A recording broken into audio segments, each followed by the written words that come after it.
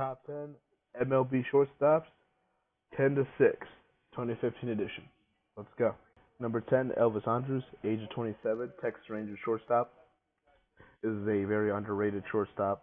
Doesn't get looked at much. Most people don't know him, but he's been doing this consistently for, I'd say, since 2010, around there. He's been a part of two World Series teams in Texas. Hasn't won a ring, but he was part of it, and he's been, like I said, very productive shortstop. And people don't give him enough credit.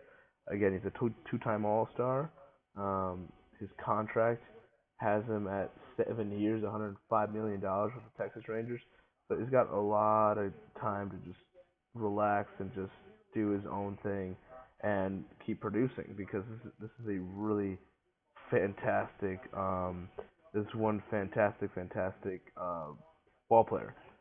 Definitely like I said, he gets overlooked, and yeah, I mean, just looking at his 2015 stats: 160 games played, 596 at bats, 69 runs scored, 154 hits, 34 doubles, 2 triples, 7 home runs, 62 RBIs, 46 walks, 78 strikeouts, 25 stolen bases, had a 258 average, a 309 on base, 357 slugging, and a 666 OPS.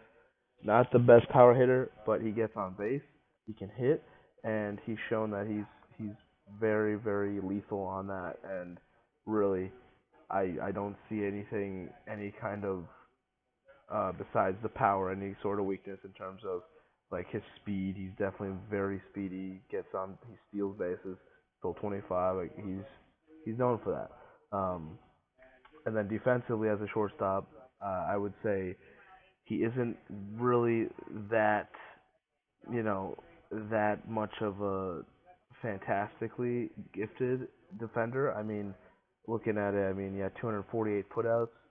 He's had 516 assists, 114 double plays. The only problem is 22 errors.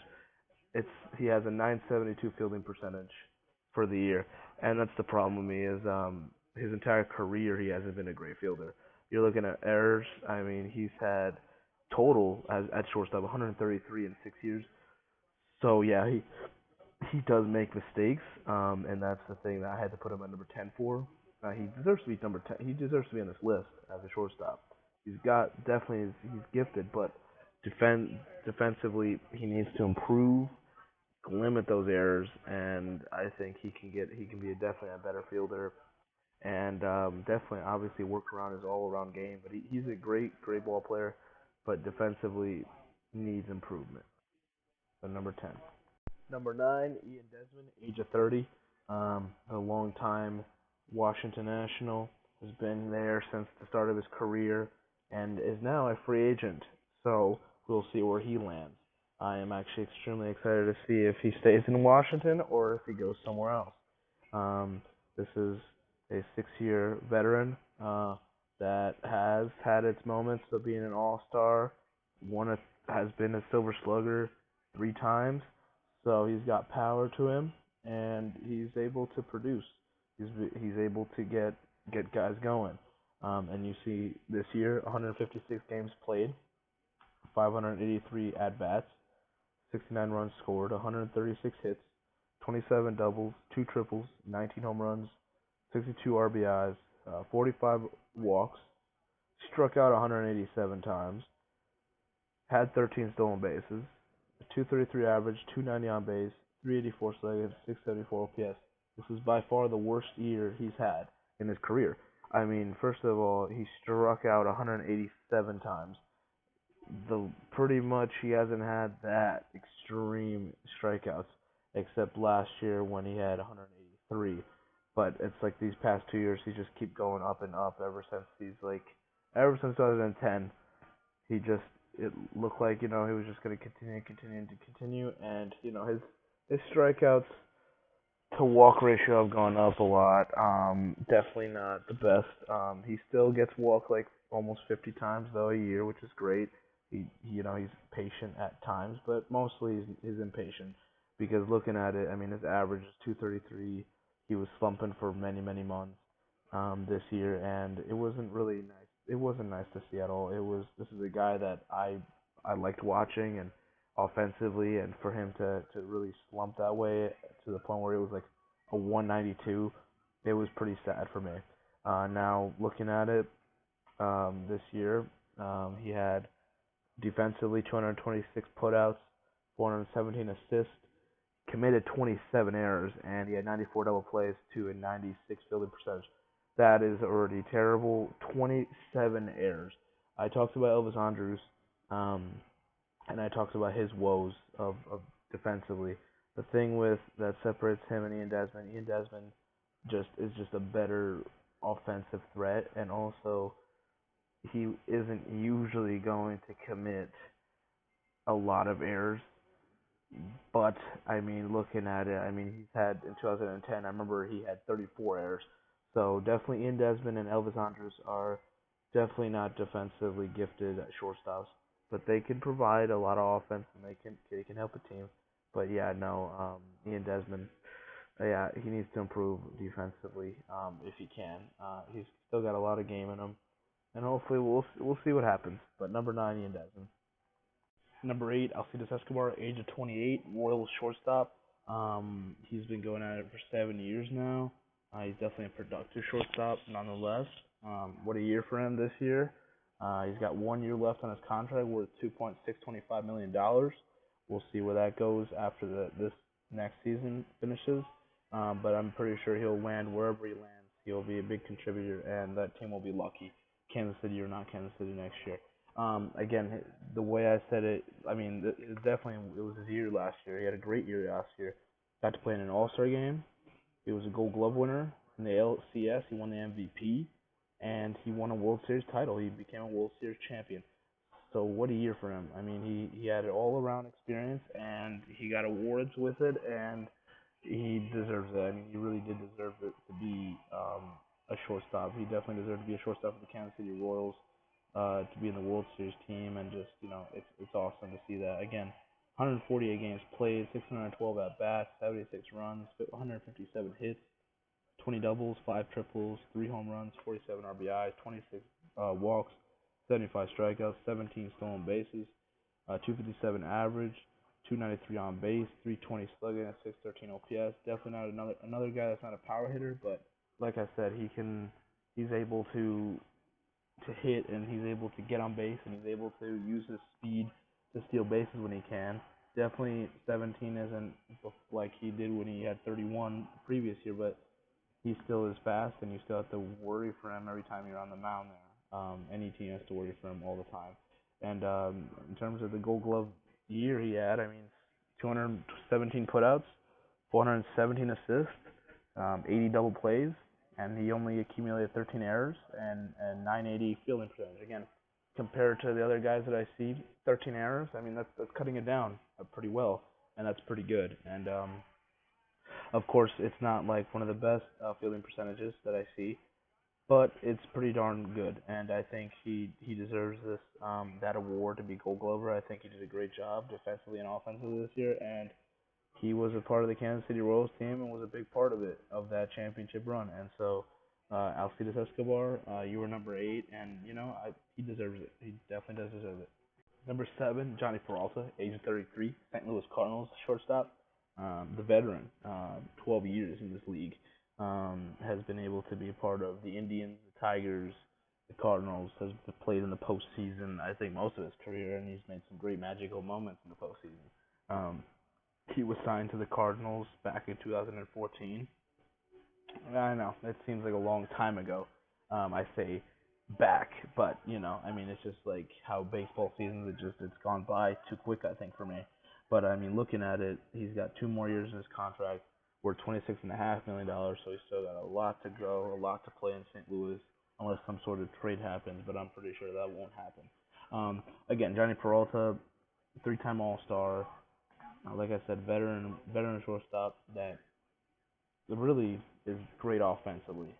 Even with that happened with the whole PEDs and the steroid use and all that. But I mean, even with that out of the way, he's still very productive no matter what. And after that happened, after he was suspended, going to St. Louis, he was productive, and he really did a great job. I mean, he definitely produced a lot, and I'm like, wow, like I thought Johnny was done, and no, he's definitely not done. I think he's just getting started, and you're looking at it this year: 155 games played, 579 times up to the plate, 64 runs scored, 159 hits, 26 doubles, a triple, 17 home runs, 71 RBIs, 50 walks, struck out 111 times, a stolen base, 275, 334 on base, 411 slugging, and a 745 OPS. That shows he's got offense, he can get on base, and he's just got a great average because he gets to hit and he can slug, which means he can get doubles, he can go get those occasional triples, which is just once he had, but he can get home runs, and that's you see he had 17 home runs this year. As a shortstop, definitely he's got the skills offensively, and he's also got the skills defensively. Um, you're looking at it. I mean, he had 157 putouts, a 420 assist, 88 double plays, only had 8 errors and a 986 fielding percentage. This is why the Cardinals kept winning games, is because they lacked getting any errors, which is great. Like they didn't get any errors in the game, little to none, and like I said, Johnny Peralta only 8 for a shortstop. I know you should have none if you're like if you want to be the best, but at 8, he has shown other besides Alcides Escobar that you can trim down those, and definitely Alcides and himself, they both are great defensive players, and they both definitely are just shortstops that honestly have two skills to them. Of course, Johnny Peralta having the higher advantage because he can have power and he can hit more home runs and doubles compared to Alcides. But I mean, definitely Johnny, he's got that going for him. And honestly, yeah, I couldn't say any better. I mean, he's got two skills, defensively, offensively, and that's what makes St. Louis such a great team because they got players like him. So number 7, Johnny Peralta. Number 6, Anderson Simmons, age of 26, the former Atlanta Braves shortstop, but traded to the Los Angeles Angels during free agency. So now, pretty much, it was a trade that really shocked me just because of his presence in Atlanta.